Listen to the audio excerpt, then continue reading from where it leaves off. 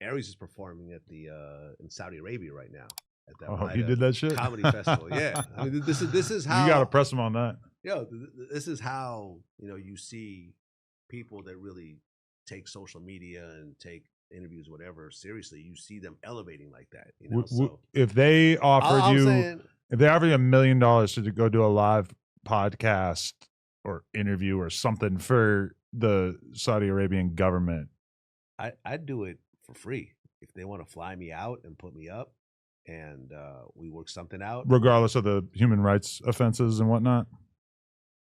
I mean, at the end of the day, these are not democracies, right? Have you been like Dubai and places like that? No. I've been into Dubai. I've been to Egypt. I've been to Bahrain. I've been to Jordan. I've been to Israel. You go to these places, these are kingdoms with one king. So at the end of the day, whatever he decides is really how it goes. There's no freedom of speech. You can't say the king of Dubai. Like, they will lock you the up. Because Tim Dillon was booked to perform at this comedy show, and then he made a bunch of jokes on his podcast about the human rights atrocities that they've all been involved with, and that was basically enough for them to uninvite him. Yeah, I mean, that makes sense. Like, why would we pay you if you're going to be dissing our country? Because they're paying you to whitewash their history. I think that I don't think that. I think that Saudi Arabia has a lot of money right now, and they're trying to figure out what to do for the next 100 years when the oil starts to run out.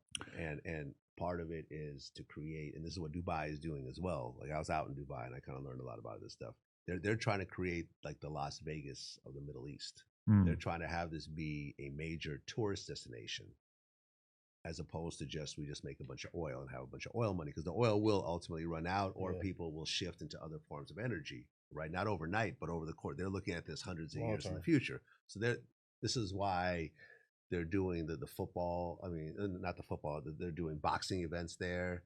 They just bought EA, Electronic Arts. Yeah, for $55 billion. Well, they created their own golf league and then merged with the PGA. So now golf. But when I say they're whitewashing their history, it's like they know how they're viewed by Americans. They know that America generally views them as monsters, and they're trying to do anything possible to show like, oh no, we're fine, we're okay. Which, if that also includes them no longer, murdering journalists, that would be great. Yeah. If they're going to continue to murder journalists and whatnot, and throw gay people off the roofs of buildings and all this type of shit. I mean, for me personally, I feel like I would go do it, and I would get paid, and then I would come back and I would talk shit about it. And I would tell people exactly what my experience was like. The problem is that you have somebody like Dave Chappelle or Bill Burr is one of the people who's been getting the most shit for it because he's such a beloved comedian. But then he goes there, and one of the reasons why he gave when talking about how nice Saudi Arabia is just like, there's a Starbucks, there's a McDonald's, like, this is a great place, people are getting along. It's like, well, yeah, that kind of hides some of the secrets. But I mean, on the same way, a lot of foreigners could maybe use that same logic. Granted, the U.S. government's not like flying people out to do podcasts or comedy shows, but if somebody was to reject the USA because they, funded Israel destroying Gaza, then I guess I would understand that logic too. But everyone's going to find something to get upset about. At the end of the day, I talked to Aries, and he wouldn't tell me how much he got paid to do the show. Like, I really try to get the number out of him, and me and him have business together, so it's not like I'm just in someone's pockets. Like, I pay you to do my show. So tell me how much you made. He's like, it was a nice amount. I heard it was 10 times what they normally get. Right. I don't know if that's an oversimplification, but say he gets 5, that turns into 50. I feel like I need 10, that becomes 100. Yeah, I feel like I'm gonna need 6 figures to go to the Middle East, generally speaking. Really? Yeah. Man, Dubai was cracking. I'm actually trying to go to Saudi Arabia. My man Napoleon from the Outlaws, he lives out there. Yeah, absolutely. Yeah, you can go out there. I'm not going out there. Absolutely. Man, Dubai was cracking. Yeah. Yeah. Dubai was a level of luxury that you really don't see very much. Yeah, that's part of what I really don't find that interesting. But also, no weed while you're out there, huh? No, not at all. Did that hurt you in your heart? Nah. Maybe I'm a real addict, because that sounds horrible to me. I could go without weed. Yeah. When I travel abroad, I don't fuck around. I don't try to end up in a foreign prison somewhere, because I don't know what the fuck I'd walk into there. Yeah, I also have never flown into a variety of different countries with marijuana on me. Yeah. I would like to say that is something I've never done. Yeah. No, it's not that serious. I am not that addicted to weed. I can't. Yeah. Okay. Where do you think we should go with this? What do you think about Young Thug selling 52 copies? 52,000 copies first week. WL. I think that's an L for Young Thug. I think with all the anticipation around him coming out, it almost could have been like think about like Tupac coming out with California Love. Yeah. Out on bail, fresh out of jail, California dreaming. Like it could have been some shit like that if it was some huge smash record. Or for example, like when T.I. got out of prison, he started dropping smashes. I mean, he can't outsell Gunna at this point.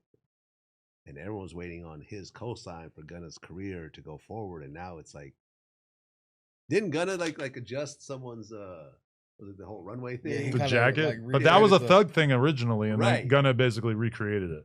But was that sort of like a mocking at you, like just like a ha-ha? That's what people are saying. Yeah, see, I'm gonna do your shit now. But that's an interesting technique. Instead of like wholeheartedly going at your op, you just do little things to parody them. Yeah, just kind of poke the bear a little bit. We're so used to approaching drama directly. Yeah. Yeah, I like responding to shit. But Gunna has full I feel like Gunna's influenced by Cardi. I feel like Gunna looks at Cardi and realizes like, oh, Mystery is going to be my best friend in this next stage of my career. Playboy Cardi? Yeah. Yeah. Yeah, you don't know shit about Playboy Cardi. Exactly. But therefore, you see a photo of him, you see a tweet, you see anything, and he has such a big fan base, you're just on it. It's super fascinating. Right. You got the chick with the face tattoo. That's all you really know. Yeah. And whatever. And also whatever Iggy Azalea wants to spill out. Like, what could Gunna really just say anyway that people like if you just keep shit, music? he can say a lot. Yeah. But at the end of the day, he's not the most interesting person. Yeah, I've never interviewed him, so Mystery, I think, is good for him. Yeah, it's good. It's good because he keeps people wanting more. If I'm Gunna, I am not doing a 2-hour Vlad TV interview. Yeah, I don't think that is what he needs.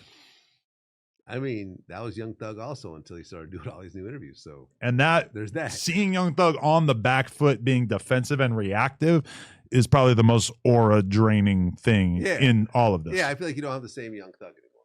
If they had leaked all that shit and then he had put out an album and sort of defiantly boasted and laughed at his haters, I feel like it would have came off differently. This is like middle-aged Thug now. This is like the guy that's. Yeah, it was like he was talking about the old days. Yeah, it was like he was forced into dropping the album just because of all the controversy. Like, I don't know. I don't feel like this was the one. Didn't Lucci outsell him? Lucci hasn't dropped yet. Oh, he hasn't dropped? Yeah. Oh. But they did do a song together. Yeah. Okay, but I thought Lucci was supposed to. Okay, never mind. I think it's coming out. Lucci album out. I think Lucci album did he? out. Yeah.